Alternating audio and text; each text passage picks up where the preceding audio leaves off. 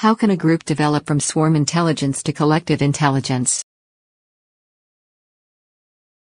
In principle, we completed this with all of the cultural formation. If you like, people in the very early ages have done something we consider trivial. That has been cultural formation.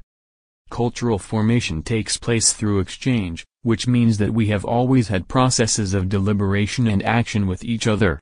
We have had an exchange on language and action. We did not just use simple sets of rules.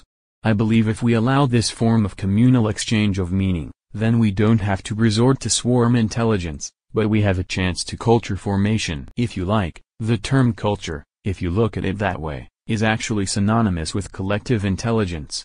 So if someone today talks about collective intelligence and thinks that this is a new innovation, then he is not talking about the sea, so to speak, but about fish. This is not a new innovation, it was always the sea in which we swam. This means collective intelligence is the original achievement of social systems. We have always created solutions together, i.e. the culture that has enabled us to survive in extremely complex environments is the real achievement of collective intelligence. What we need is a return to the we again. We had a development in between where we tried to achieve this through the I. We said that all the information I get, I receive and I make my logic out of it and I make decisions and perhaps I am smarter than the others in competition.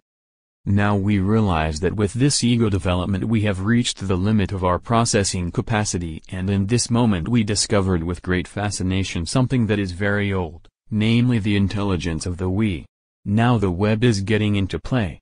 It offers us gigantic possibilities to take cultural achievements to the next level simply. The more I listen to you, I don't get why you had been pessimistic on Tuesday. That's for a very simple reason. I've already said cultural achievement is tied to meaning and then understanding. If I now connect 100 people together in a network, I have no issues.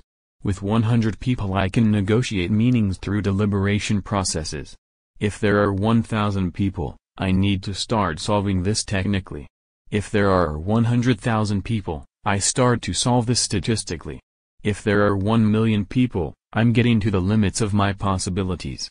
If that could be 20 million people at any given moment, I ask myself, how can I still maintain an exchange about meaning with 20 million people, which puts me in a position to evaluate what I'm getting right now. That means in the moment we allow scaling, we get problems with these culture formation processes. Then we can all agree to speak English, but then you speak English with your culture and I speak English with another culture.